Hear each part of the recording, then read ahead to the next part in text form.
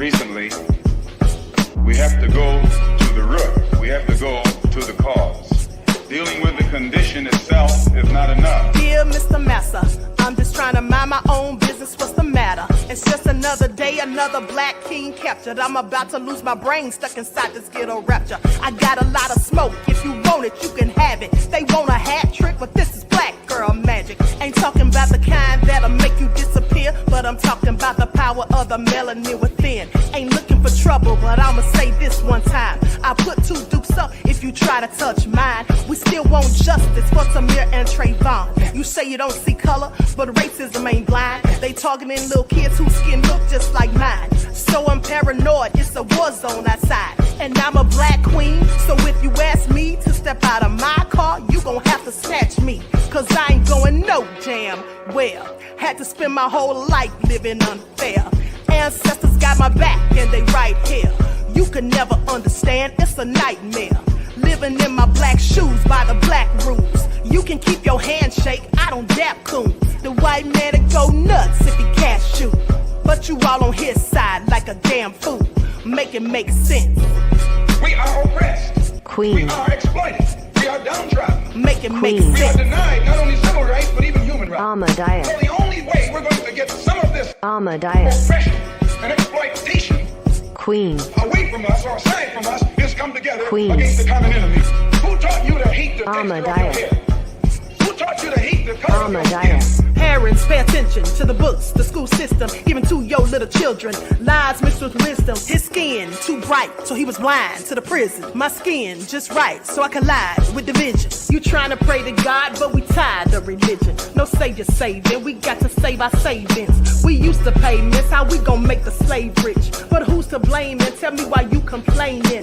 We need a team effort just to rule the nation. Like a bad relationship, missing communication. We missing moderation. They're trying to get a poison to my population. No reparations. I'm getting tired of Satan. We are oppressed. I'm Queen. getting tired of waiting. We are downtrodden. Queen. We are denied not only civil rights, but even human rights. Ahmadiyyah. So the only way we're going to get some of this Ahmadiyyah. oppression and exploitation. Queen. Nobody knows why liars lie. Winners are not allowed to allow losers to rewrite history. It's God's side and the other side. Country bumpkin black dude that can't talk good, Uber bitch, and look like Mr. Potato Head. I didn't want to be a movie star. No, you couldn't be a movie star. Ricky Smiley can't act, cause Ricky Smiley can't act. Why is he in a dress again? He didn't be wanting to Barbie, and you gotta tell him no. Sid ain't got no special, you remember? Steve ain't got no special, you remember?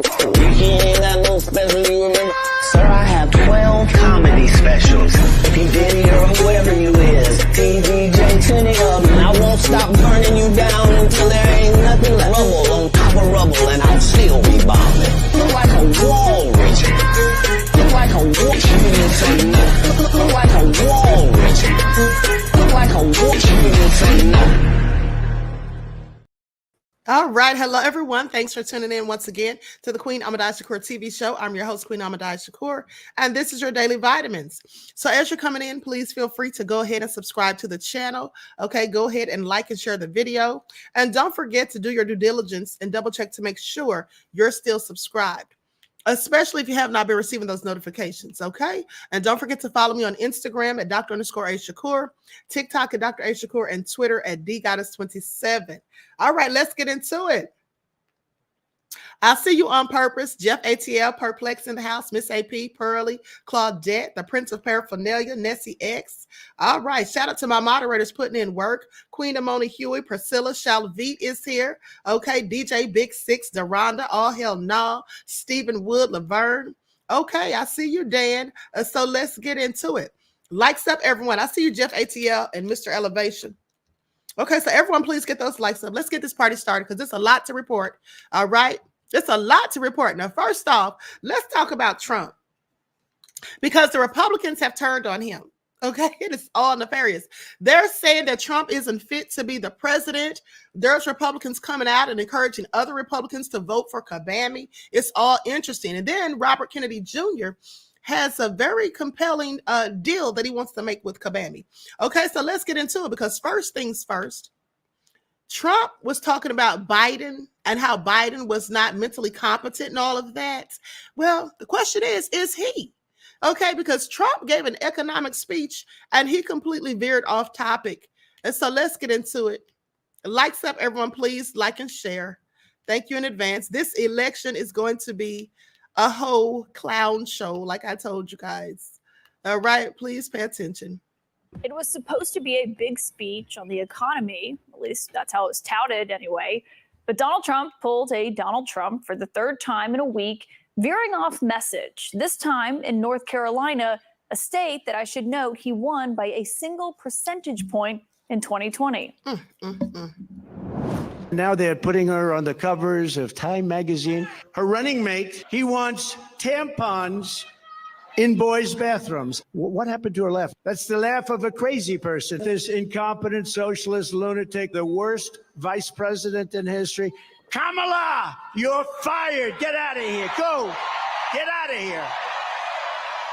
This was obviously and apparently meant to be a kind of a pre-buttal to the economic speech that Harris is going to be giving in North Carolina on Friday.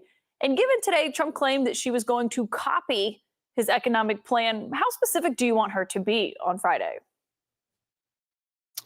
Well, I expect her to be rather specific and focus on the issues that matter to the American people. I mean, we don't get that from Donald Trump, like ever. I mean, he is focused on name calling, saying things that people don't understand. His speech is now, sometimes slurred, and he's very hard to follow. And the amount of excitement that's behind the Harris-Walz campaign is just off the charts. Gabby and I were in Glendale just on Friday and got to experience that. And there's a tremendous amount of energy. But I listened very closely to what she had to say. And Kamala Harris is about taking this country forward. I think people are starting to see that Donald Trump is a relic of the past that just wants to drag us backwards.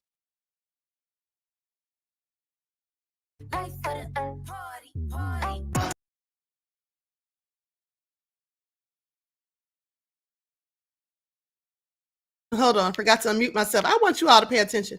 Now that man knows he was wrong for that. He called Trump a relic. He called him a relic.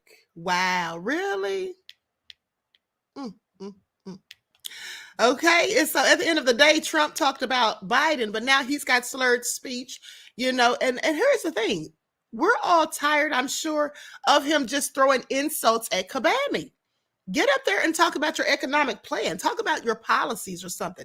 Stop bashing that woman. And at the end of the day, who is he to call anyone a lunatic? Okay, I have several questions for Donald Trump. Who is he to call anyone a lunatic at this point? I'm sorry, but I absolutely cannot. Now you got Republicans, like I told you, telling people to vote for Kapernick. So please pay attention. Now I'm going to go to this video in just a moment as I wait for it to cue. But while I do, okay, T-Cope said, Queen and I already told y'all America won't be great until they give us compensation. Exactly, beloved. Okay, then they can say they're great. Until then, we have questions. Okay, and so with that all been said, let's talk about Kapernick, because Godfrey, the comedian, came out and had some things to say. He gave us a whole history lesson and a breakdown in biology and scientifically explained thoroughly, mind you, how, in fact, Kapernick is Black. Now, the question is, why do they keep going so hard in the paint to convince us that she's Black? That should not even be a factor, really. Okay, the fact should be about her politics and what she's going to do for this country and how she's going to fix things and all of that. And most importantly, what is she going to do about the immigration crisis? Because it absolutely is a crisis, in my opinion. But see, Godfrey, the comedian, felt necessary to tell everyone thoroughly, like I said, how she is Black. So he's going to break it down, and I'm going to let you all listen, and you all be the judge. Because Godfrey, you need to sit down somewhere, okay? I guess you guys saw what Claudia Jordan tweeted to Caitlyn Jenner's response to Kamala Harris, her identification, because everybody's going crazy on, is she Black? Is she Indian? She's both, man. Jamaican is Black, okay? There are a lot of African Americans that look like Kamala Harris that are actually black folks. You can name hundreds of them, thousands of them. Black people look like everything. First of all, everybody comes from black people. So guess what? I'm going to break this down anthropologically. Asian people come from the San people from South Africa. That's where Asians originate from. Look at the San people from South Africa. Look at Mandela. You see Mandela? He looked like a Chinese black man. Did you know that? The Asiatic look is African, okay? Albinos come from Africa. All of this comes from Africa. The original genes and what everybody looks like comes from Africa, all right? And then Caitlyn Jenner, she comes in saying, hey, you know, I thought she identified as, it doesn't matter what you say, okay? Remember, you were Bruce Jenner, then you became Caitlyn, and you wanted everybody to address you as Caitlyn, right? Cool, that's not, but the race thing and what you did are not always the same. I do not like when they conflate. It's almost the same, but it really is not the same. Now, sexism and racism are hand in hand because you're judged by what you look like most of the time, you know? But I think Caitlyn, all of a sudden, you got that white privilege and you feel you can put your little 2 cents in. I thought Claudia Jordan was right to check you on that. Why don't you just sit down, be quiet? Even on your show, when you had that reality show, there was black transgenders that told you that we have a lot more pain than you do because you're a white person that, you know, switched up, transitioned, but you still get privileges. And us as transgenders, as black people, we're still judged because we're black. So you have to understand that. There's a lot of racism in every community. That's facts. Black folks are always disenfranchised in every community. So I feel that, Caitlyn, you're just using your white privilege to express your opinion. So I think you should stay out of it, and whatever you say that's coming out your mouth, keep it closed. You know what I'm saying? I've had enough of you and enough of your family. So yeah, leave her alone and let Kamala do her thing and let this black woman do her thing. Claudia Jordan, yeah, I got your back.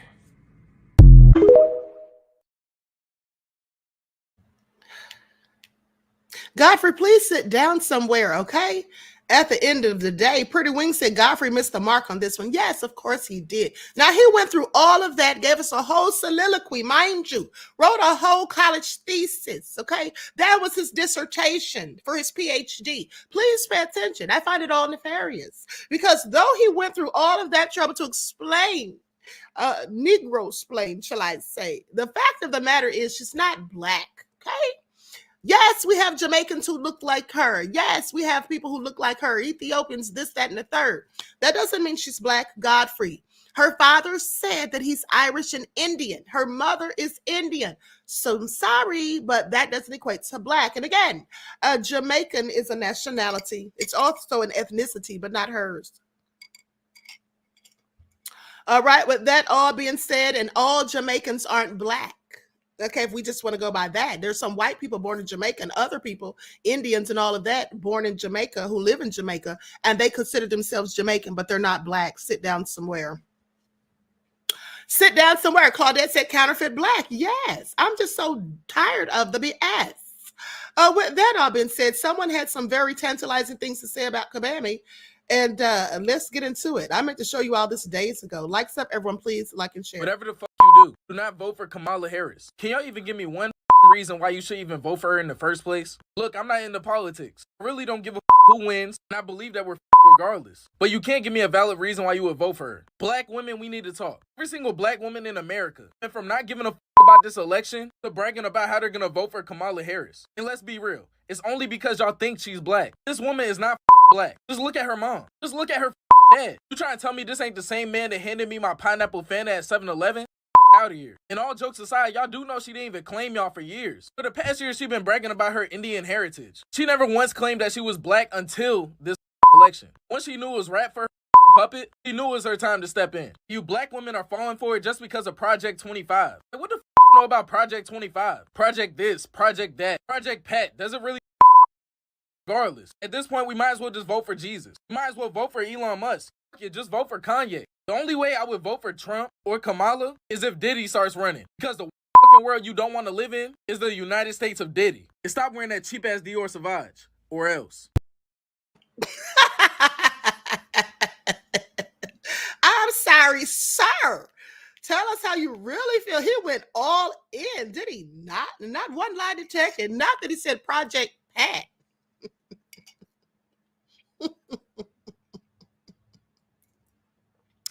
Woo, honey, I am through. Okay, I am absolutely through. He said the only way he would vote for them is if Diddy was running. Okay, I have to concur.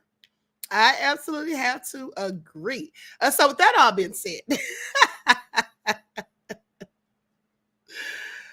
I will I will admit that Kabami is a better choice than Trump, I believe, in my opinion. Now listen to this. Reclaim this country's future. Former Republican lawmaker urges his party to vote for Kabami. Honey, this is all crazy. They're done with Trump. Hold on, let me share my screen. Likes up, everyone. Please like and share. Nessie X said Kamala is a B-wig. Exactly. Black when it's convenient. We already know. Who does she think she's fooling? And how much is Godfrey, D.L. Hughley, and Ricky Smiley being paid? Because I think they're getting paid. Suggestions I gave was, I don't want Donald Trump to win. I want to get my party back and be able to build a GOP 2.0. And the only way to do that is to let the Democrats win this election. But also, I think it's important to reinforce the fact to Republicans around the country that just because you vote for Kamala Harris in 2024 doesn't mean you're a Democrat. It just means you're a patriot. You're doing your duty as an American to step up to the plate and reclaim this country's future. And Jeff, I don't know if you heard earlier on in this program, we were just playing some of that Nikki Haley sound. She was on Fox earlier tonight, sort of, saying why is Trump talking about all of these other things besides the issues? We have this reporting coming into CNN tonight that his advisors are alarmed that he can't stay on message. Correct me if I'm wrong. It's a little strange to me that folks would expect anything else from the former president. I mean, this is what he does. This is what we've seen him do. And I wonder if you detected any frustration when you were on this call earlier this evening, or did you think, okay, nope, that's Trump, that's par for the course? No, what I sensed on the call was a bunch of folks looking around saying, hey, we finally got some momentum to beat this guy. We finally have a candidate that is 59 years old, energetic, doing all the things that she needs to do to win the race. Now, certainly none of us agree with 100% of these policies that Kamala Harris or Tim Walz support. But I think the number one policy that we do all support is democracy. Without democracy, none of this other stuff matters. And so, one of the stories I told was, what story do you want to tell your kids and grandkids about this election? Do you want to tell them that you voted for a womanizer, a convicted felon, a morally bankrupt individual just because he had an R next to his name on the ballot? Or do you want to vote for a decent person that has a steadier hand to get us through the next 4 years? For me, that decision's easy. And I think it's becoming easier and easier because Donald Trump continues to just be an ultimate train wreck. I mean, he's his own worst enemy. And the guy that got beat in 2020 is back on the scene now, doing and saying all the wrong things. You can't explain it.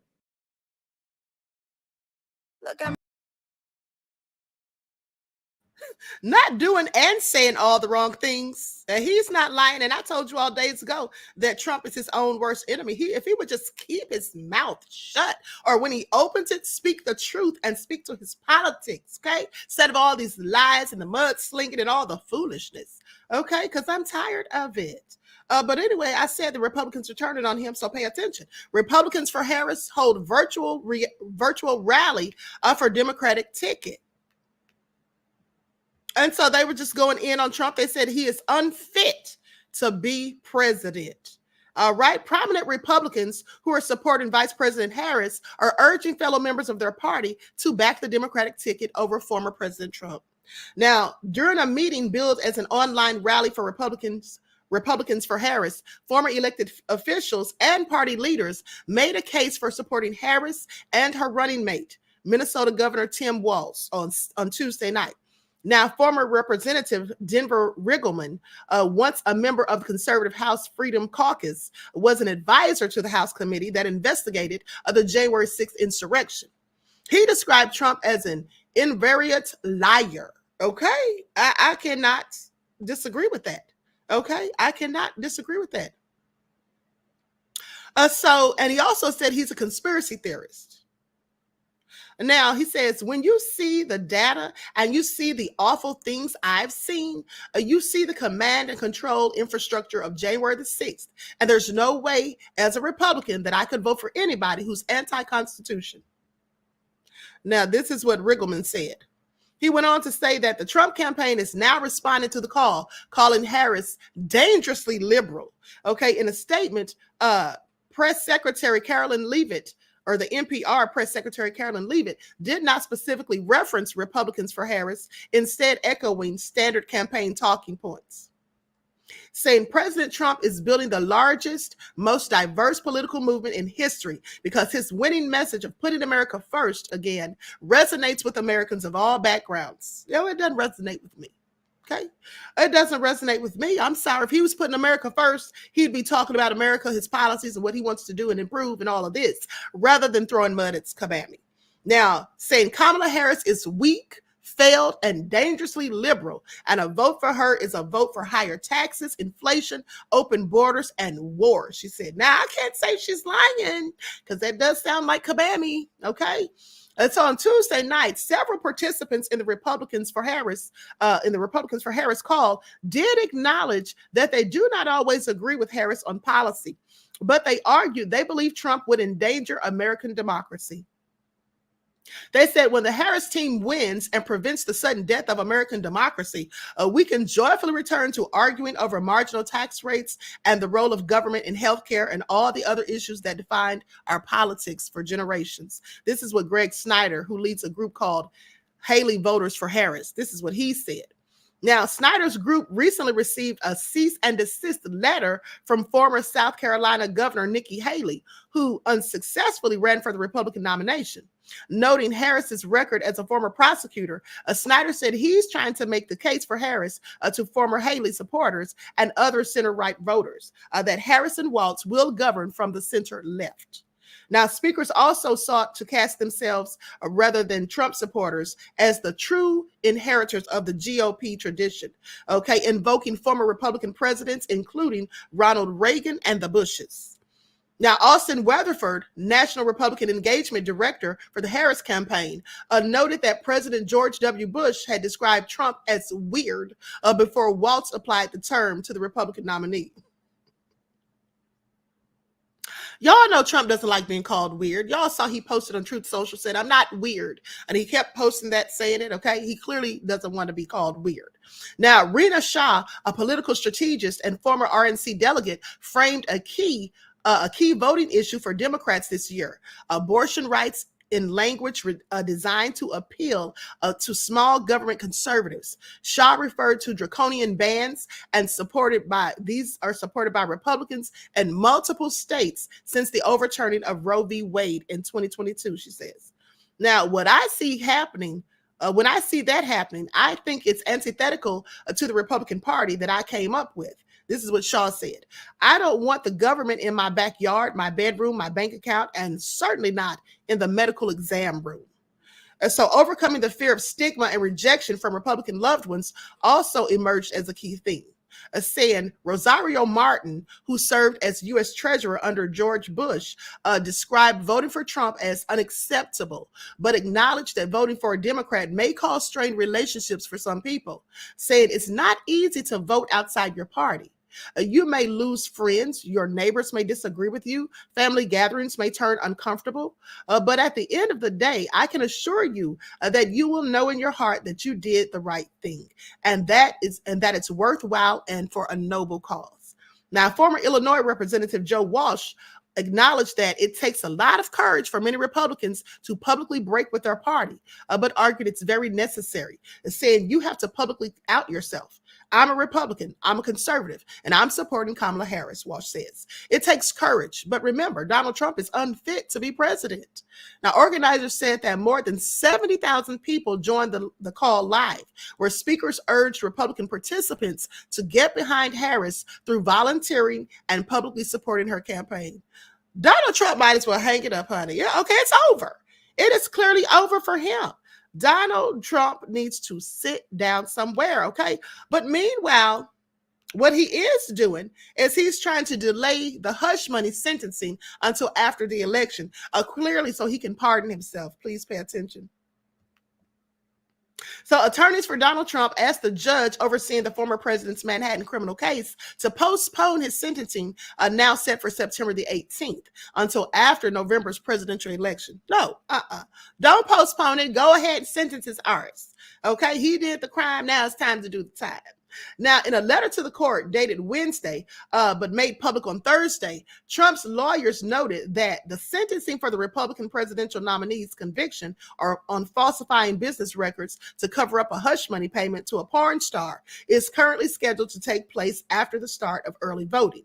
And they argued that the sentencing should be delayed in order to allow Trump to weigh appellate options in response to Justice Juan Merchan's upcoming ruling on whether Trump's conviction should be tossed, okay, in light of the Supreme Court's July 1st decision on presidential immunity. So he's waiting to get in office. That's right. He's not going to have to pardon himself. Presidents are granted immunity thanks to the Supreme Court ruling, okay? I want you to pay attention. But didn't they say that if it was during their duty as president? So Merchan is set to rule on September the 16th, 2 days before the scheduled meeting or sentencing, on whether the presidential immunity decision should have an impact on Trump's conviction. It shouldn't. Now, if Merchan, as many legal observers expect, rejects Trump's bid to overturn the conviction on immunity grounds, the judge should not proceed to sentencing until higher courts can review the ruling. Trump attorneys Todd Blanche and Emma Bove wrote this information. Saying that setting aside naked election interference objectives, there's no valid countervailing reason for the court to keep the current sentencing date on their calendar. Now, Trump's attorney's bid is likely a long shot. Merchan has already pushed the sentencing from July to September, okay, in order to weigh the immunity ruling, and noted in a recent filing that the September 18th sentencing date remains unchanged. But Trump has succeeded in some of his numerous attempts to delay aspects of the proceeding in the Manhattan case, including pushing back the start of the trial in the spring by 3 weeks due to a document dispute. He's getting desperate. Okay, I just want you all to pay attention. Trump is clearly getting desperate. That's what it is. He's clearly desperate at this point. All right, he's holding on by a string, and he knows it. He's literally holding on by a thread. His party's turning against him. Okay, he's lost some of his supporters to Kabami, and now he's going to be sentenced on September the 18th. It's all going down for him. All right, it's all going bad. Now, let's talk about RFK Jr., because he has a deal for Kamala. So he says that he plans to support Kamala. He said he plans to endorse her, okay? And he's been trying to set up this meeting because he has a proposition. So let's talk about it. Independent presidential candidate Robert F. Kennedy Jr. recently sought a meeting with Vice President Kamala Harris, according to multiple people familiar with the outreach, saying that Amaryllis Fox Kennedy's campaign manager, told ABC News that she and Kennedy reached out to Harris's team, but have not heard back yet. Now, the outreach was the latest in a months-long and fruitless effort by the Kennedy campaign to speak with top Democrats, including President Joe Biden, when he sat down atop the Democratic ticket. However, the most recent attempts to meet with Harris appears to have carried extra meaning. So according to the Washington Post, they said Wednesday that Kennedy wanted to discuss the possibility of serving in Harris's cabinet, pay attention, in exchange for an endorsement to help her over the finish line this fall. First of all, I don't know if she's going to accept that or not, but quite frankly, does she really need his endorsement? So he's trying to barter with his endorsement. I'm quite sure she doesn't care. Okay, Mr. Kennedy. And he wants to get a job as being one of her cabinet members if she wins, because he clearly knows that he's not going to win. Okay, please pay attention. All right. So Fox Kennedy did not dispute the details of the story and told ABC, Bobby has always been willing to meet with both parties to discuss the possibility of a unity government. However, on Thursday morning, Kennedy posted on Twitter or X that he has no plans to endorse Kamala Harris for president. Oh, he said, So now he doesn't have plans to endorse her. I find that all interesting and quite frankly nefarious because she didn't respond. So now is he pressed? Okay. Now is he pressed? Yeah. So he said, I have no plans to endorse Kamala Harris for president. Now this little plan backfired on him. He said, I do have plans to defeat her. And he ended the end of the post that included specific criticisms of Harris and the Democratic Party. I find this all interesting. Do you all see how the snakes are turning on each other? Y'all see how they're turning on each other? Now, first, he just sat up there and said that he would kindly endorse her for a seat as a cabinet member. Then when she didn't reply back, this is what he did. Also childish and petty. But these are the people that want to run the country. Pay attention. Said no one has any intention of negotiating with a MAGA-funded fringe candidate who has sought out a job with Donald Trump in exchange for an endorsement, says Liz Smith, an advisor to the Democratic National Committee. Okay. I guess because he didn't reach out to Trump's campaign. Right. And so with that all being said, Democrats on Wednesday all but dismissed the possibility of working out a deal with Kennedy, whose poll numbers have steadily dipped throughout the summer. Yeah, he's on his last leg, including he's desperate too. I want you to pay attention to the nefariousness of it all because Trump's desperate and now Kennedy's desperate. All right. While Kapernick's gaining momentum. So Kennedy has met multiple times with Republican nominee Donald Trump, including an in-person meeting in Milwaukee last month, where the men discussed possible roles for Kennedy in a Trump administration. So he's desperate. Let me tell y'all something.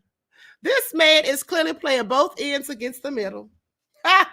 He is playing both ends against the middle, okay? He just wants to have anything to do with politics, all right?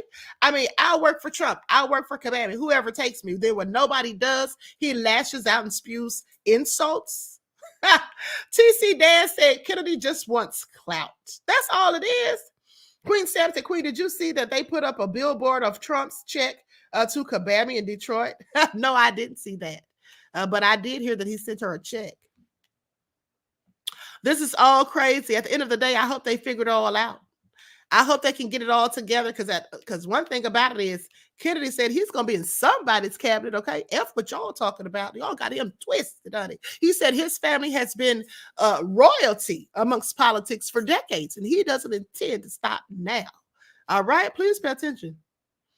So anyway, that man didn't say that. That's me saying that for jokes. But anyway, so Colin Kaepernick has been offered a job as a coach. What y'all think about that?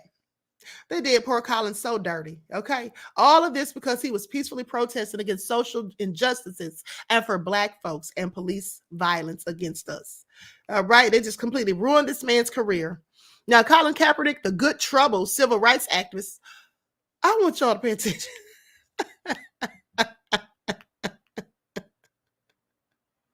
I want y'all to pay attention. Now, they call Colin Kaepernick the good trouble civil rights.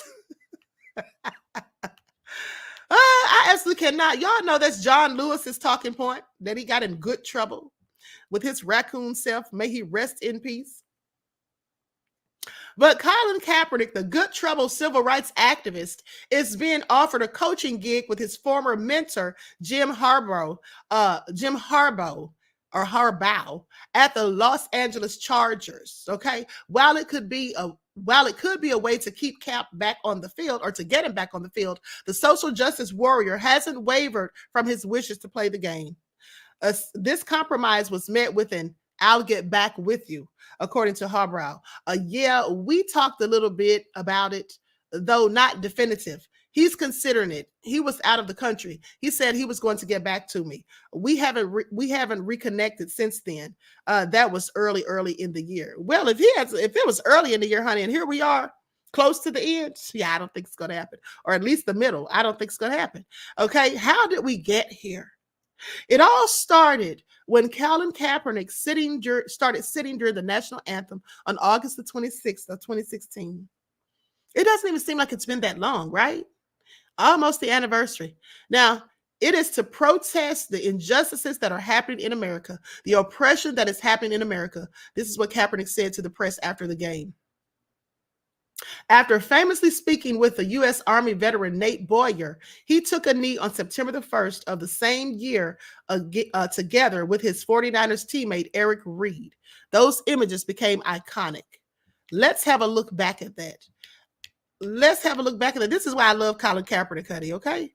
And some black people still try to go in on the man, said it was clout chasing and all kinds of foolishness. And then y'all be sitting up here complaining when nobody wants to speak up for you. When some of these celebrities don't want to give you an eye, okay? They don't even want to look in your direction when nefarious things are happening to us because of the police. Some of y'all actually went in on Colin Kaepernick.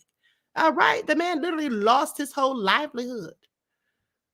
But anyway, and some of y'all still be saying we don't have any allies. But when people like Colin Kaepernick try to reach out and do things for us to show their support for our oppression and subjugation, some of y'all just still talk trash. Just like some of y'all did Ice Cube, calling that man a whole raccoon because he went and sat down and met with Trump's administration after Biden's administration told him to wait till after the election. And here we are on the heels of another election. And they still haven't sat down with that man. But hey, y'all do what y'all do. So in 2017, Kaepernick's lawyer, Mark Garagos, filed a collusion grievance against league owners under the collective bargaining agreement. Now, that case was settled for an undisclosed amount. And when that happened, many a Negro said that Colin Kaepernick has sold us out. Now, my question was, and still is, how could he have sold us out when he didn't owe us anything? Okay, he didn't owe us anything. That man did that out of the kindness of his heart. He did that because he was trying to show that he's unified with his people. But sadly, because he went ahead and took a settlement rather than spending possibly a decade in and out of court. Okay, some of our people call the man a sellout. How is that selling out? It's just like if you get into a car accident and your attorney is going to sue them for a specific amount, and then they come to you and say, hey, if you don't take this to court, we'll gladly give you this. And you look at the amount and it's good enough for you, and you decide to go ahead and settle. Did you sell out? It's all crazy to me. But anyway, since that time, the free agent has been trying to get back on the field as a player, though it's been widely said that he's been blackballed. Protests among celebrities was short-lived once Sean Jay-Z Carter was hired as the NFL live music entertainment strategist back in 2019. Y'all remember that? With Jay-Z's nefarious, no-good self, how he talked Jermaine Dupri out of signing the agreement deal with the NFL 2 years prior, only for 2 years later him to go ahead and sign the agreement, told Jermaine Dupri it wasn't a good look. But it was okay for him to do it. Okay. Now, that same year, Jay-Z was also tapped to a new initiative to amplify social justice. Garagos called the deal, which did not include Kaepernick, cold-blooded. Okay. Remember, Jay-Z said, I think we've passed kneeling at this point. Okay. When asked by a reporter if the rapper would kneel or stand if he were playing. Yeah, I think it's time to go into actionable items. That's what he said. Right. Kaepernick, since leaving the field, hasn't stopped training, Jim Harbaugh says. And he offered Colin Kaepernick a coaching gig with the LA Chargers. Said if that was ever the path he was to take, I think it would be tremendous, he says. He'd be a tremendous coach if that's the path he chose. So since taking a break from the field, he celebrated the birth of his first child together with DJ Nessa Diab in 2022. In addition, he created Kaepernick Publishing, his own book imprint. Now, then the Netflix miniseries with Ava DuVernay, Colin in Black and White, became a hit. And I saw that and it was really good. I really liked it. Now we're still training, still pushing, Kaepernick says in a recent interview. So hopefully we've just got to get one of these team owners to open up. Now Harbaugh says he's never made any qualms about his appreciation for Colin Kaepernick. He's one of my favorite players that I've ever coached, he said. Love Colin. Really? You loved him, but not enough to put him back on the team. But let me continue. One thing that's unclear is how the NFL would respond to Kaepernick's resurrection in coach form. His potential to influence as a coach would manifest differently than in player mode, challenging his alleged blackballing streak. Okay, this is, of course, if he ever gets back. Now, Harbaugh says, I mean, it's something I've trained, or Kaepernick says, it's something I've trained for my whole life. Okay, this is what he said when he was asked if he would ever play again.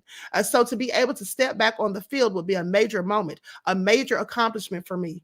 I think it's something that I could bring a lot to the team and help them win a championship. This is what he says. And I see, and Harborough says, I see him as a hero. Heroes get no days off. It's not for me to choose what path he takes. That's his decision. So what would you all like to, specifically to the guys in the chat, would you all like to see Colin Kaepernick become a coach? What do y'all think? AJ says they super blackballed him. Yeah, they really did. The Prince of Paraphernalia said, I am tired of Camel Face. Okay, who is it at this point? He's next in line to go down after this whole Diddy debacle is over with. Right after Diddy's indicted, he's next on the list, so they say. All right. Annabelle D says, he don't need to go back. They screw you once, they'll do it again. Now, this is also true, beloved. Very interesting and very good point. TC Dan says, why not? So anyway, likes up, everyone. Please like and share. Now, you all may have heard that Simone Biles' biological mother showed back up on the scene. She showed back up on the scene. Now, some people are saying she's clout chasing. Some people are saying she wants money. I just thought the lady sounded sincere when I heard her speak, that maybe she just wants to reconnect with her daughter. And by the fact that she said she has Simone's information, like her number and stuff, but she hasn't reached out because she's waiting for Simone to reach out to her. I thought that was a good way to be respectful of Simone's boundaries, okay? Because she may not want to reconnect with her right now. Who knows? And also, have you all seen Simone Biles' sister? They look like twins, both beautiful young ladies. So hold on, I'm going to share my screen so you all can see this. Likes up, everyone, please. Like and share. Thank you in advance. How do you handle the fact that this is brought up every 4 years? I'm over it already. You know, I mean, I can't keep dwelling on it.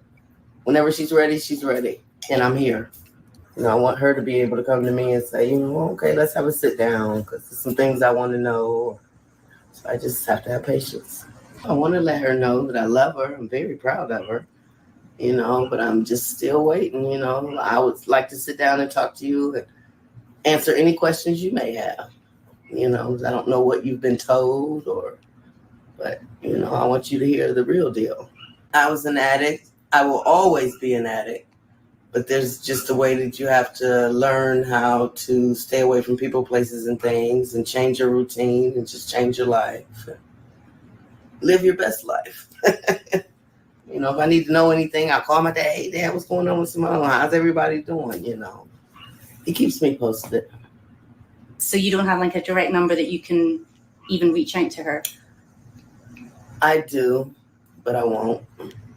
Why not? You know, I want her to reach out to me. You know, she's 27 now. She's married. I would like to have been a part of that, but I just have to wait for her. All right. So what do you all think about that? She sounded sincere to me, like I said. Jeff ATL said, you can't stop being an addict. Okay, Stacy says, I don't think Simone is concerned with her mother. She's with her husband and is living her best life. All hell no said Simone ain't calling that lady. She said, that lady said, hold on, I'm reading two different comments. Hold on, this chat's moving so fast. It says, Simone ain't calling that lady. She too worried about that prize. No job having husband of hers. Y'all are terrible. Okay, T-Cope says, right. People were going in because the lady said she's waiting for Simone to reach out. She's letting Simone and her sister set the pace for any reconciliation. I ain't get what they're on. Yeah, you know, some people feel like the lady needs to reach out or whatever, but I think she's just trying to be respectful of her decisions and respecting her boundaries. Because sometimes when people are adopted, and they grow up, they don't want to have anything to do with their biological parents because they feel like they weren't there for them or didn't want them in the first place. Okay, so anyway, with that all being said, Miss J said, yes, Simone and her sister look a lot alike. They certainly do, honey. They look like twins to me. And so with that all being said, y'all talk about her husband don't have a job. Y'all need to sit down somewhere. Now, Jeff, when you said you can't stop being an addict, here's the thing. What she's saying is she doesn't take drugs anymore, but she'll always be an addict. You know, that's like they say you'll always be an alcoholic. Okay, you'll always have the propensity that if you engage in drinking alcohol, that you'll just get drunk. Okay, that you'll still, you know, that can get you back addicted. You can fall off the wagon. She's basically saying that there'll always be that urge, or maybe she'll always have to fight to refrain from doing drugs because of the temptation and stuff. Queen Sam said, I think Simone is open-minded and will eventually reach out now that she knows that her mom wants her to. You know, we'll see. We'll see, beloveds. Likes up, everyone. Please like and share. Now, let's talk about these thugs out here. And they just had to be black. They just had to be black. Dozens arrested over Texas dark web fraud scheme. This is what some of y'all black folks is out here doing. Lord, have mercy on us all. Okay, so let's talk about it. 40 individuals have been arrested over a large-scale fraud operation. Okay, hold on. So here's what they say. They've been arrested over this large-scale fraud operation that resulted in theft of hundreds of thousands of dollars from residents in Texas. Mont Belvieu Police Department has put this information out. Now they say officials say that the group obtained financial data from the dark web to carry out their crimes. Now, what we should be concerning ourselves with is how would our information get on the dark web? I hope mine isn't on there, honey. Please pay attention. Now, the scheme involved suspects who obtained victims' stolen financial data that used various online messaging apps to recruit other low-level individual participants who allowed their legitimate bank accounts to be used to funnel stolen funds through. Okay, this is what Mount Belvieu Chief of Police Jimmy Ellison said in a police statement. Said authorities have identified 35 residents within the region spanning from Mount Belvieu, Baytown, Chambers County, Houston, and Liberty County as victims of the fraudulent scheme. Now, the confirmed amount lost is $360,000, but it could potentially reach upwards to $600,000, according to the police. The investigation, which began in June, has so far led to 40 arrests. While many of the suspects were based in Houston, others were located as far away as Georgia and Illinois. 2 related search warrants were conducted at 2 residences in McNair and Baytown, east of Houston. This is all nefarious. Now, they say the police have named Gregory Edwards III, age 23, Doc Frank, 25, Jason Gibson, 20, and LaJewel McGilbray, 21, as the primary orchestrators of the operation. All right, with Edwards, Gibson, and McGilbray charged with computer security breaches, and all 4 charged with money laundering and participating in organized crimes. All a shame.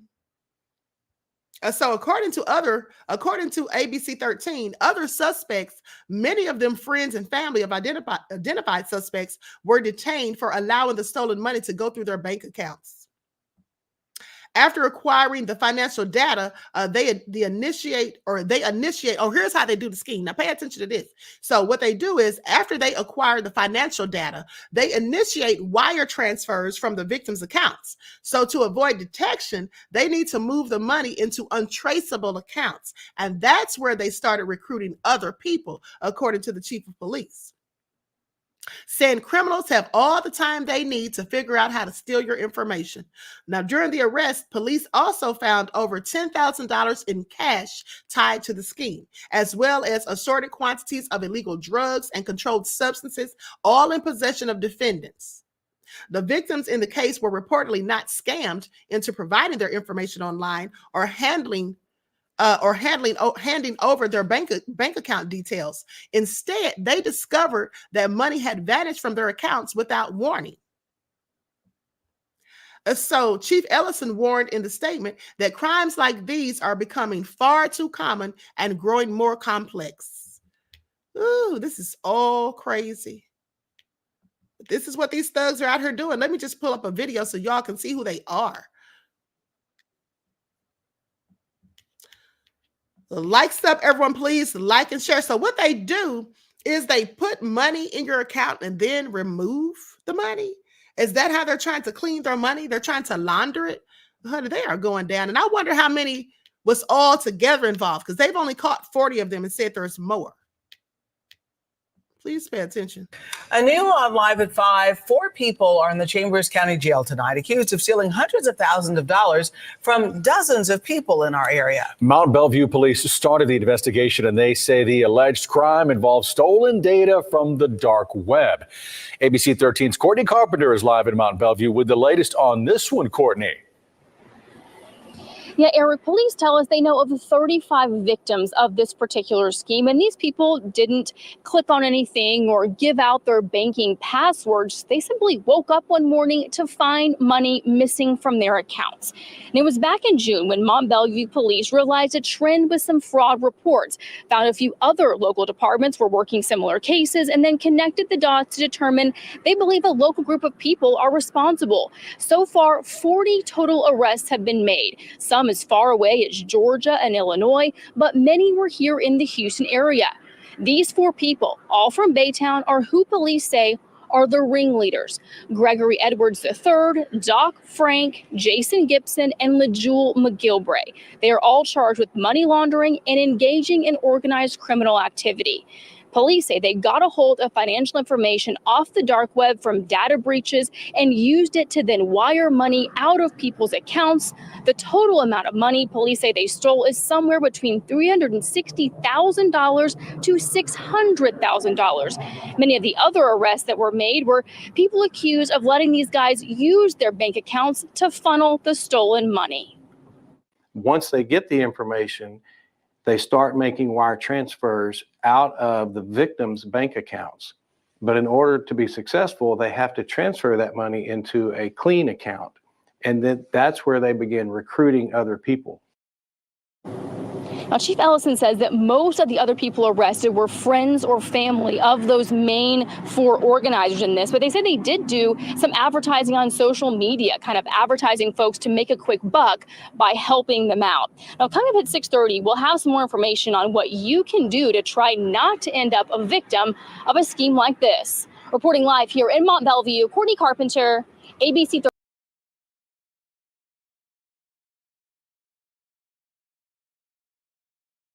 It's the ghetto-ness of it all for me. They really are doing this? Advertising on social media for whole crimes? Who does that? These people are idiots. No wonder they got caught. Now they're transferring money out of accounts and then transfer them into other people's accounts. They're stupid. And the people that are allowing them to put this dirty money in their accounts are equally as stupid, okay? This is all crazy. DJ Big Six said, get a job. Exactly. Let me tell you something. You have to ask yourself, people that have time to sit around and conjure up these schemes and then carry them out and then go and recruit other people, that takes a lot of work. By the time you do all of that, you could have just gone and put in an application, okay, put in a few applications and sent off your resume. What is wrong with folks?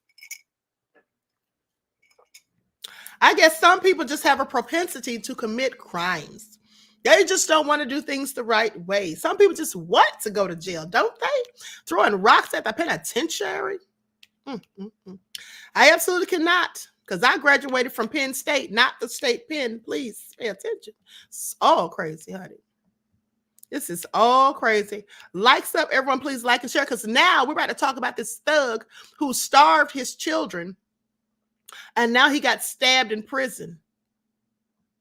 Can't say that I feel sorry for him. Please pay attention. A single father accused of disturbing crimes against his own children is even more legal hot water tonight. Rodney McQuay has been locked up since last December, accused of starving his 4-year-old daughter to death and inflicting serious abuse on her 2 brothers. A Fox 5 I-Team investigation earlier this year revealed major problems in police procedure leading up to Treasure's death, prompting changes in how Atlanta police work with Child Protective Services. Now I-Team reporter Johnny Edwards learned Rodney McQuay faces even more felony counts.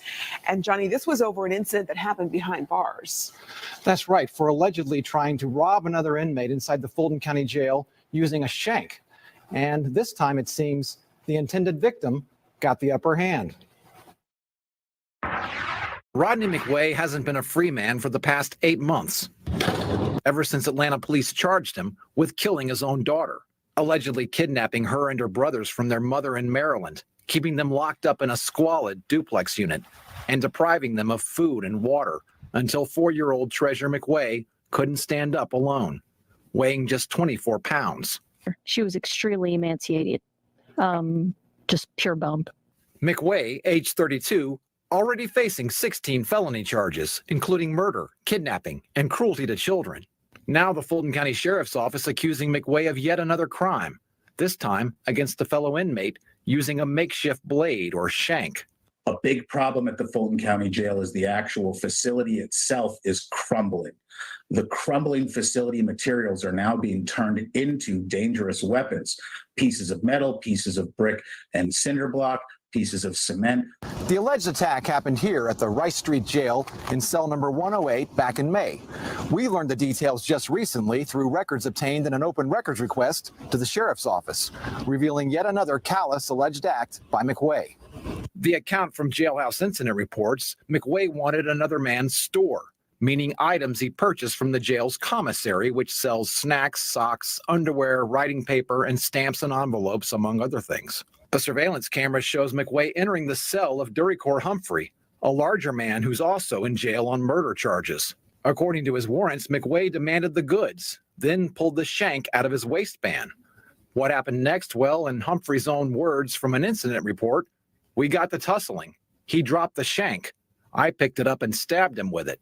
McWay leaving the cell bleeding from deep gashes to his face, shoulder, and back, and empty-handed. Now facing 3 more felonies: aggravated assault, possession of a dangerous weapon, and rioting in a penal institution. So violence becomes a regular and common occurrence with people that are either facing or under sentence for life. While the new charges don't impact McWay's murder case directly, longtime criminal defense attorney Joshua Schiffer said they might be used as leverage in a plea deal. Here's what's really going to happen. They got him, from everything I can find, pretty dead to rights on the major murder stuff.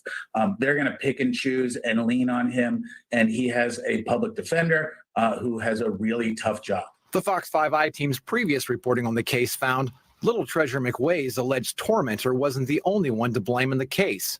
After the kidnapping, police, as well as caseworkers from the State Division of Family and Children's Services, went to the door of the mold-infested duplex unit at least 3 times, looking for the children. But McWay didn't answer the door. Police and DFACS didn't coordinate. And the I-Team found police didn't follow their own policies.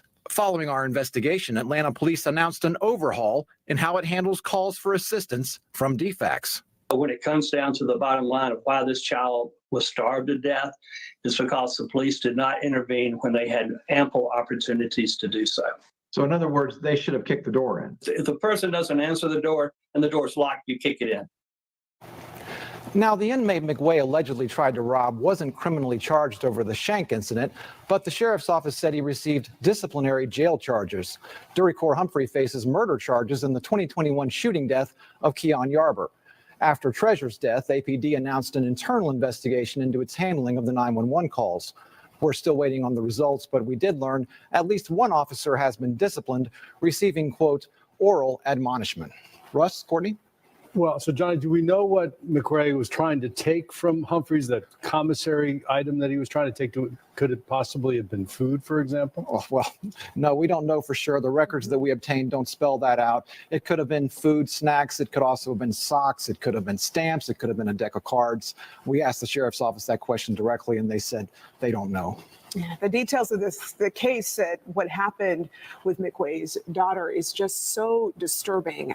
This is just another development in this story. I'm sure you'll keep following what happened. Okay, now that is just also ghetto. Okay, first of all, you in prison committing a whole robbery, or trying to at least. What was he trying to steal? The man's noodles? All crazy, honey. Then he got stabbed up with his nefarious self. Okay, at the end of the day, they definitely need to do something about the Rice Street Jail. Okay, if you live in Atlanta and anyone that you know happens to get booked in and they call you talking about that Rice Street, please don't go. Please don't go. All right, it is absolutely nefarious, honey. I have ridden past it many times, honey. Somebody called me and tell me, Queen, can you come bail me out? I'm in jail. First of all, what jail are you at? Rice Street? Yeah, you're gonna need to call somebody else, boo. Can't do it. The queen can't do it, honey. You better call somebody else. G from the land said commissary is their currency. Okay. Mr. Elevation said those ramen noodles are nefarious. Okay, he was desperate, honey, clearly. Meanwhile, let's talk about, and you know, just pay attention to how many nefarious things occur in Georgia, specifically Atlanta. Okay, so now let's talk about this black man who got shot up by the police in Walgreens.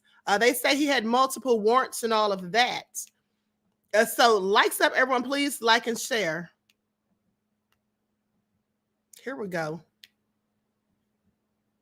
And just a short time ago, the Cobb County Police Chief held a news conference on a deadly shooting inside a Walgreens involving his officers. That's right. Nathan Jenkins was shot inside the store on Cobb Parkway in Smyrna on Friday night. His family now questioning the events that led up to the father of 5 being shot.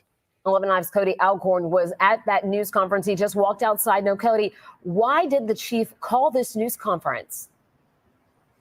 Well, Jennifer and Jonathan, Chief Van Hooser knows the most important thing to being an effective policing agency is community trust. And he says after watching some of the reports over the weekend from witnesses and the family, he says he was concerned about the narratives being placed on this shooting, really wanted to get out in front of it today and hold this news conference. So here is what we know right now. According to the GBI, what they're telling us is while he nor Cobb County Police have said any new details about the actual shooting on Friday night, he did confirm Jenkins was wanted out of a couple different counties on felony warrants, including Fulton County, which were for a felon in possession of a weapon and violation of probation. Now, the chief says a few weeks ago, his officers actually engaged in a pursuit after a suspect refused to stop during a traffic stop. They ended up actually calling that pursuit off because of their policy. He said today that the follow-up investigation from that pursuit led them to the Walgreens on Friday night, where they engaged with Jenkins inside that store. And again, while neither the GBI nor Cobb County Police will say what actually led up to that shooting, we know more than one officer was involved, and the GBI says a weapon belonging to Jenkins was found at the scene. So it kind of gives you two perspectives here. If he was in fact wanted as a felon in possession of a weapon, he should not have had a weapon in the first place under Georgia law.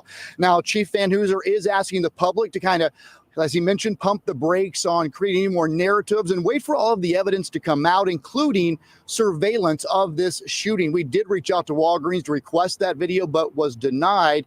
And the chief says, while he's not seen all of the evidence, he has seen some, and he made it seem that it might contradict some of those early reports we heard from the scene from witnesses. And these GBI investigations take months, so it will be some time before we get that evidence back. As for the officers involved in this shooting, they are on administrative leave, which is protocol anytime an officer is involved in a shooting. In Marietta, Cody Alcorn, 11 Alive News. Better designs make more profit when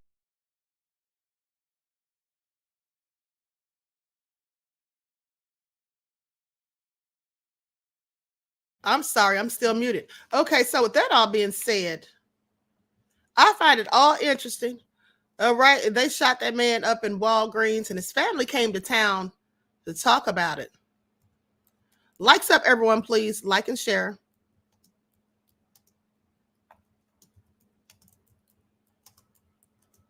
Hold on, give me just a second.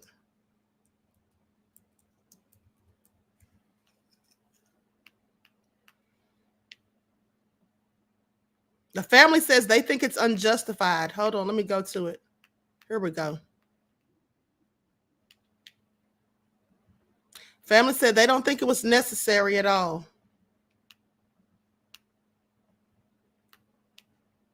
Right now, where the GBI is investigating a deadly shooting there involving a wanted man and Cobb County Police. This happened inside a Walgreens in Smyrna. We first brought you this as breaking news on Saturday morning.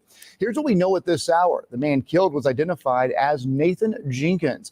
His family shared a picture of him with us. The GBI says they are looking. I'm sorry, isn't that the same one I just showed? Hold on. Sorry, guys. Where's the other video?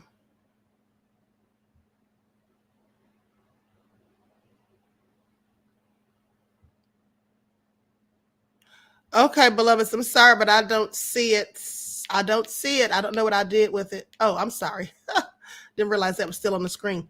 Okay, so there was a video with the family speaking out, and they were saying that basically they didn't think it was necessary, okay? And they were very upset about it. Now, even though the man had warrants and all of that, you know, taking a life when you don't have to is always a problem. But, you know, sadly, that happens to many people who look like me. Please pay attention. Now, so do you all remember a few months ago? You all remember a few months ago when I reported on the Caucasian man who waltzed his way up on the stage during his daughter's graduation and shoved the black superintendent and said, I don't want him touching her. Y'all remember that? I don't want him touching my daughter. Okay. Well, the superintendent has spoken out. Baraboo High School superintendent breaks his silence to accuse father of ruining his daughter's graduation after the man stormed the stage to stop her from shaking his hand. Okay, so let's talk about it. I'm going to go back and show the clip for those of you who missed it or you just don't remember. Let me just jog your memory. At this high school graduation, but for one promising graduate, it was anything but a happy occasion. Elise, Kathleen, Eddie. Moments after she steps on stage, her dad bum rushes the superintendent, pushing him out of camera view. It's a stunning sight. Look at the anguish on his daughter's face when she realizes it's her father disrupting her big moment and embarrassing her in front of the entire graduating class and parents. You can hear an angry exchange said to be between the two men. That's my Where's daughter. Brendan? Man, you better get up off Where's me, Brendan? man. Where's Get away from me, bro. And then something stunning was said. I don't want her touching him. It is unclear what led to this altercation, but we are hearing some chatter online. Some people are saying it could have been racially motivated because the superintendent is a black man and the father is a white man. And some people are saying that it was coming from a deeper issue that had happened in the past regarding a bullying incident that this parent had an issue with how it was handled. No. The father, Matt Eddy, was escorted out the building by 3 police officers. His daughter is comforted in front of the stage. She even composes herself long enough to take a photo. And then there's applause of support from her classmates when she finally takes her seat. Look at the sadness on her face as she leaves the ceremony.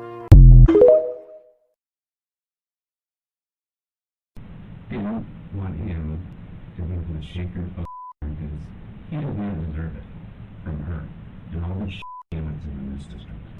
I'm not aware of allegations or Dr. Gray doing anything to your daughter specifically. No, it wasn't him specifically. Okay.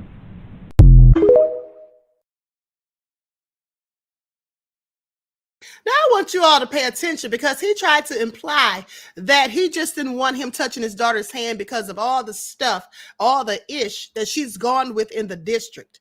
And then the police said, did he with him specifically? And he said, no, not specifically. Well, what the hell are you mad at him for? Let me tell y'all something. That was just his excuse. As far as I'm concerned, he didn't want her touching that girl because he's black. That's what it was. The Wisconsin superintendent who was shoved by a father who rushed the stage during a high school graduation ceremony was called by the parents' attorney offering remorse for his actions. Oh, they had to go hire a lawyer. But Baraboo Superintendent Rainey Briggs is not in a forgiving mood. And I wouldn't be either. First of all, you just waltzed up there. Who the hell do you think you are? It's the audacity of it for me. And then you come up there and make a whole scene. Your daughter is clearly embarrassed.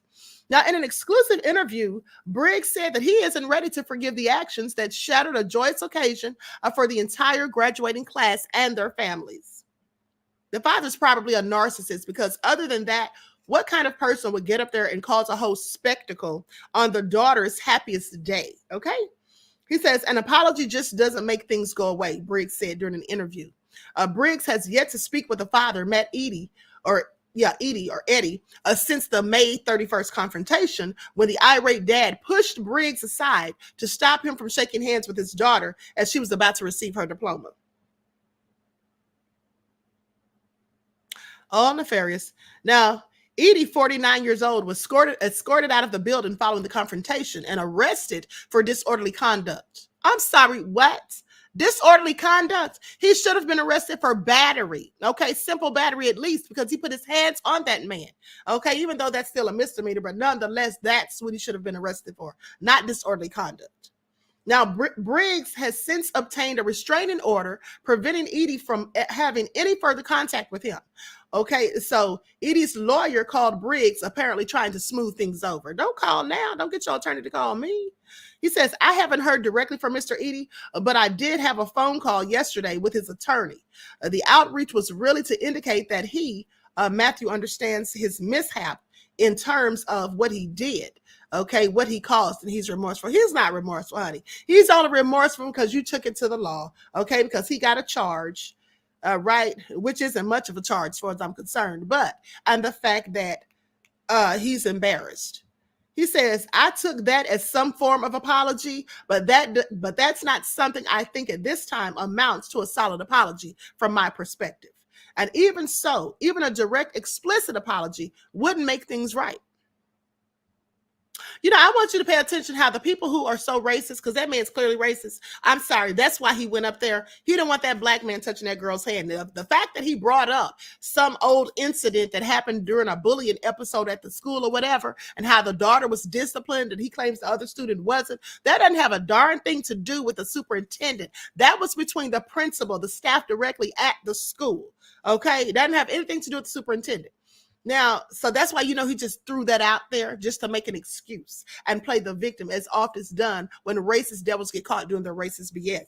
And now they always want to come out talking, no, I'm so sorry. I don't know what I was thinking. It was poor judgment on my behalf. You did just what you wanted to do. Okay, you did just what you wanted to do. He says, I don't think an apology and I'm sorry makes this go away, because there's a lot of harm that was caused. My heart goes out to, number one, his daughter, and to those 250 other students that were in the space. Now, this is a moment in time for them that they'll never get back. Exactly. Okay, they'll never get back in the way that they specifically hoped that it would go. Saying that was to walk across the stage with excitement, feeling that they've learned a lot, feeling that they've experienced some amazing teachers. That was all to some degree pushed aside at that particular night. Now, the reason for the confrontation remains unclear. Edie spoke during a police interview about the school expelling his daughter and blamed school officials for her treatment. So that's why you went up there and pushed and shoved the superintendent. Like I told y'all, this is gaslighting. But Edie, who is white, only targeted Briggs, the one black administrator among several on the stage, leading many observers to speculate that race was the factor. And here's how you know race was the factor, because this is something, the incident that he's referring to, which he's clearly lying about, that being the reason. But the incident that he was referring to, there were several school officials, and you mean to tell me that none of them who were right there at the school when it happened were on the stage? Of course they were. It was teachers and staff and principals on the stage. At the end of the day, they were the ones directly involved in the incident, not the superintendent, like I said, but they were all white. Okay, so yes, race was a factor. All right, then they want to ask us, why do we always play the race card? Well, because that's the only card that they give us to deal. Okay, in the deal. Please pay attention. And now, so with that all being said, Briggs told the dailymail.com that he doesn't know if race was a factor. Well, I'm here to tell you it was, sir. He said the optics don't look good. This is what Briggs says. The optics are what people around the world have gotten to see, and it's caused them to formulate in their minds what was behind the situation. But ultimately, Mr. Edie is the only one that could tell you whether it was racial or not. And he repeated his assertion that he didn't recognize Edie when he came charging. He said, I have not personally had any interactions with him. I wouldn't have been able to pick this guy out of a crowd. It wasn't until after I was able to pull his name up in the system to see who he was.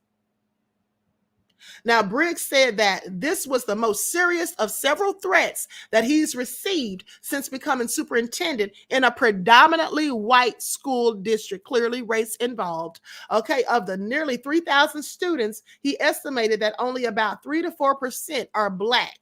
He was hired in July of 2021 at around the same time the district settled a lawsuit filed, pay attention, by a Black family student whose student claimed they had undergone years of racial harassment in the schools. Let's not forget, this is also the same school where some white teenagers dressed up like neo-Nazis, or they were holding up the neo-Nazi hand salute and all of that. Okay. Now there was a message the day before I started the case, before the case was settled. This is what Briggs says. This is all so crazy.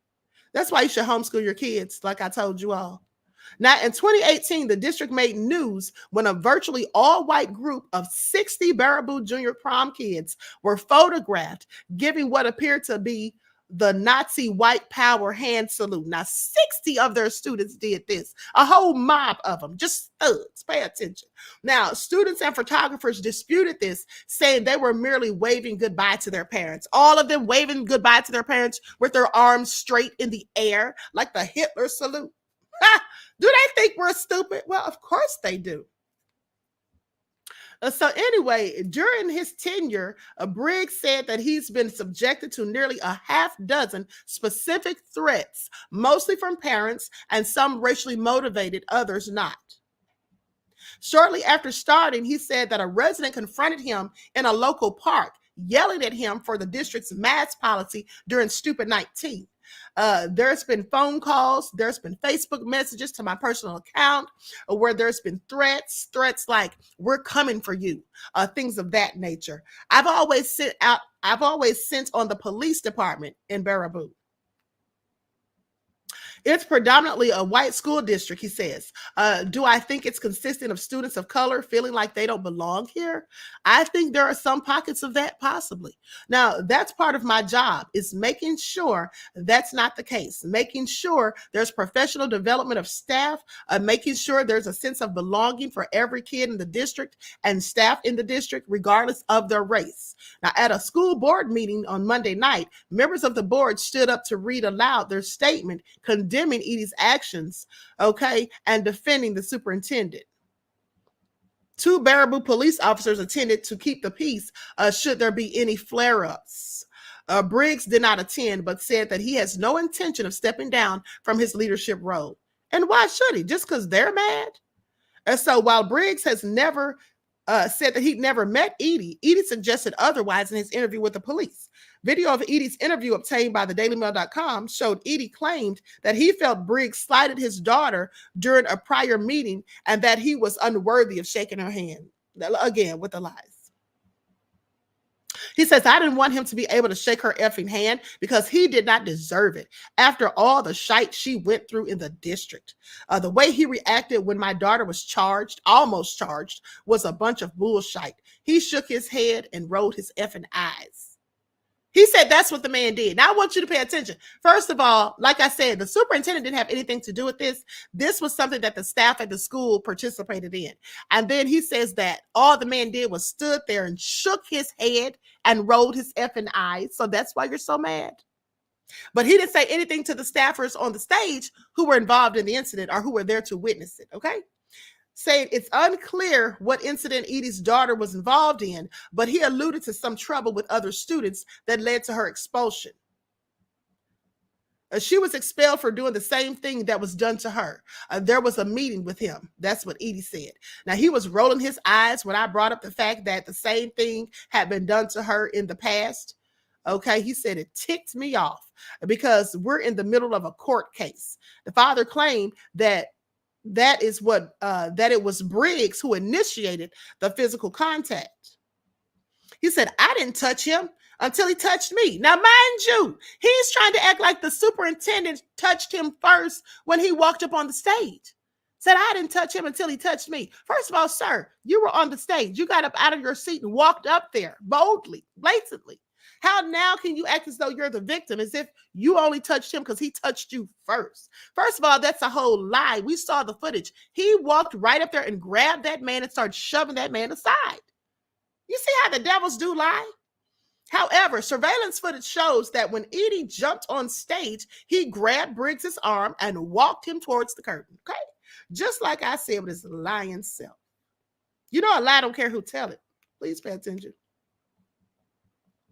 So anyway, goes on to say that Edie denied pre-planning the episode and told police he even walked out when Briggs gave his speech. It was that serious. Okay, at the start of nearly 2 minute long interaction, Edie is seen with his arms crossed and pacing by the bleachers. As his daughter moves through the procession, Edie rushed in front of the stage, clapped for his daughter, then leapt over the steps to reach Briggs. And y'all talking about he didn't plan it? Of course he did. He was just waiting for the opportunity. That's why he was pacing back and forth, because he couldn't wait to get up there and act a whole fool. Now, after pulling the superintendent to the back, the two men exchange words, then Briggs pushes Edie away. That's when Baraboo High School principal Steve Costantine, seen wearing a tan jacket, inserts himself between the two men. And that's what I'm trying to tell you. The principal was there when she got expelled, when the whole thing started with that fight or whatever the incident was. That's who would have been there, and that's who would have expelled her. So why didn't he do something to him? Oh, that's right, because he's white. Now, that's when I went in front and inserted myself between Dr. Briggs and this guy, Mr. Edie. Okay, or yeah, he called him Mr. Eddie. Mr. Eddie. I don't know his name. And then he was pushing back against me. Several others joined in on breaking up the confrontation, and Edie goes behind the stage curtain. Now, we kind of cornered him, so he really couldn't go anywhere. So he tried to lift up the curtain.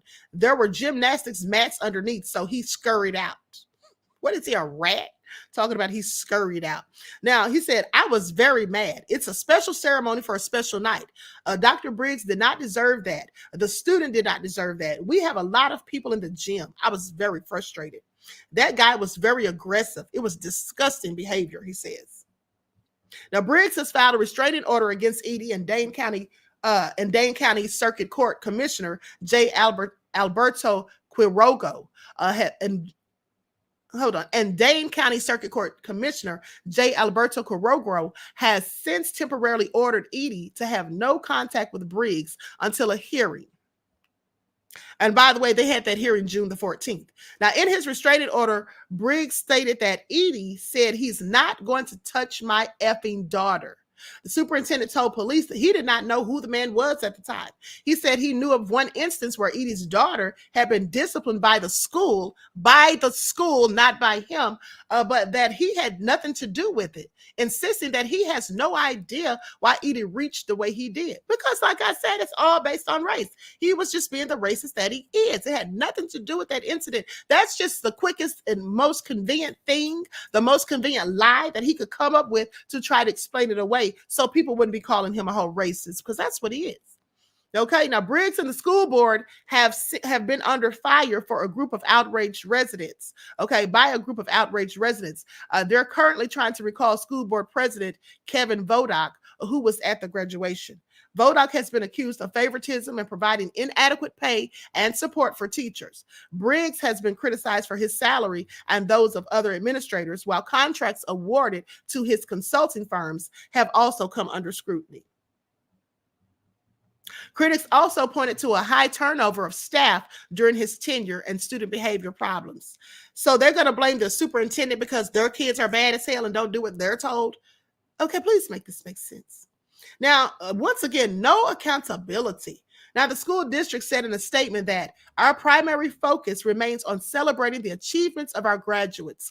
We want to ensure that the significance of this milestone and the hard work of our students are not overshadowed by this unfortunate event. The district added that they're working with law enforcement, and they say, we would like to emphasize that the safety and well-being of our students, staff, and community members is our top priority. The school district of Baraboo is taking this incident very seriously. All right, and so that crazy bitch Air said lies, okay? Mama says, sounds like entitled whites. Yeah, that was him being entitled. He just felt like he could just walk up there and cause a scene, and he was waiting to do so. It was absolutely planned. I bet you he waited all week to get up there and do that, okay? With his stupid self. So, all hell no said, should have given him that wop, wop, wop, wop. He not like us, okay? That's what he should have gotten. And he better be glad that's what he didn't get. Walking up there, grabbing that black man like he's crazy and pushing him somewhere, honey. Let me tell you something. My first impulse was to give him a quick elbow to the chin. Please pay attention, honey. Don't put your hands on me. AJ Matthews said Glock 23 for me. Not at the graduation, beloved. War Y'all said pocket watching. You already know, okay? Always pocket watching black folk. Miss AP said, I believe racist people are not happy with themselves. Oh, you think? Honey, I can tell you unequivocally, absolutely, beyond a shadow of the doubt, they are not happy with themselves. You see, for one, people who are happy with themselves don't have time to be worried about other people, what they have going on and what they're doing. They don't care. They're too busy being happy. Racist people are miserable. Okay, no matter what they have or what they have going on, they want to focus their attention on people who don't look like them because they're so preoccupied with us because of envy. That's what it is. Always worried about what we're doing and how we're doing it, okay? And all of that, how much money we're making and how are we getting these gains and all this stuff. That's what it is. Definitely not happy with themselves, honey. Misery loves company. That's why you see them calling the police with these fraudulent 911 calls like it's an emergency and it isn't. Calling the police talking about, somebody's out here barbecuing in the park. There's a black couple at the pool and I don't think they're supposed to be here. I don't think they live in this complex. That kind of stuff. And do you all remember a few years ago when the police came out talking about that if you get a fake call, like someone makes a false report on you as a black person or whatever, you can sue them for $250. Y'all remember that? First of all, that's all cap. That's bull crap, okay? First of all, I don't need anybody, the police or otherwise, to tell me that I can sue them. Because if you make a false report on me, honey, you're going to see me in small claims court, okay? Now, if it's something serious happens to me because of it, you're going to see me in civil court. But what I'm saying is we don't need them to tell us you can sue them for $250. You can sue somebody for anything you want to in the United States of America. All right, that's what you can do. I'm going to sue you for a whole lot more than $250. And I want you to pay attention because the reason they came up with that set amount is just to make you feel like they're doing you a favor. But at the end of the day, when these people make these fraudulent calls, they should be arrested because it is in fact illegal to make false police reports, is it not? And also, they're wasting taxpayers' dollars when 911 is called and police show up for something that's not even an emergency. Okay, not only that, they're wasting time and resources that the police could be providing for real emergencies. Okay, think about how many people could be in a health crisis or something like that where the ambulance and police are needed. Think about somebody getting robbed or something like that where the police should be dispatched, but instead they're dispersed because some Karen or Ken just made a false claim because they were mad because some black people were at the park barbecuing. Okay, please make it all make sense. This is what they do. So anyway, with that all being said, everyone, please like and share. Thank you in advance. Okay, and for those of you who follow the spiritual channel, I'll be live on there for members only today. So if you're not a member, sorry, you're going to miss out on this broadcast. But I'm going to be on there at 6:15 today. We're going to be talking about remote viewing. Okay, members, you don't want to miss it. All right, so that have been said, everyone enjoy the rest of this beautiful day. Each one teach one. That's how we grow and thrive. Do something productive, constructive, but never destructive. And always remember, beloveds, to keep the Most High first in your lives. Peace.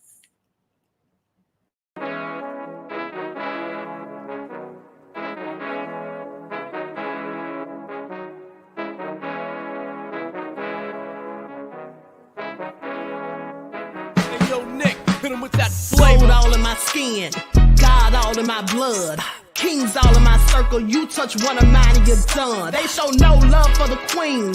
Why you hating on me? Is it cause I'm free and I got Malcolm X in my jeans? I got dreams like King Luther, shed blood like Kunsa. You ain't helping my people, I ain't got nothing to say to ya. I want all the smoke like hookah. Talking reparations, America won't be great until they give us compensation. I'm like, I'm the hottest right now. See a bunch of lames out here trying to jock on my style. They be doing too much. I'm the queen, it's too easy. It's like they all at Popeyes, how they be talking so greasy. I just sit back and laugh while these haters get madder. So nefarious how they don't want my pockets with cheddar. I tell them they can do better. These snakes in the grass can leave a bite on your ass, cause y'all be trusting too fast. I got my foot on the gas, other one on they necks. Dropping receipts on haters, you better show some respect. I'm never facing regrets, we only facing the threats. Running through every challenge like a relay, break no sweat. It's a cold game, so I got that blanket with me. Now that my people awaken, ain't no going to sleep. I do not play by my piece. This time I'm playing for keeps. You talking slick, but when I see you like them ends, we gon' meet. And I got gold all in my skin, God all in my blood, kings all in my circle. You touch one of mine and you done. They show no love for the queen. Why they hating on me? Is it cause I'm free and I got Malcolm X in my jeans and I got gold all in my skin, God all in my blood, kings all in my circle. You touch one of mine and you done. They show no love for the queen. Why they hating on me?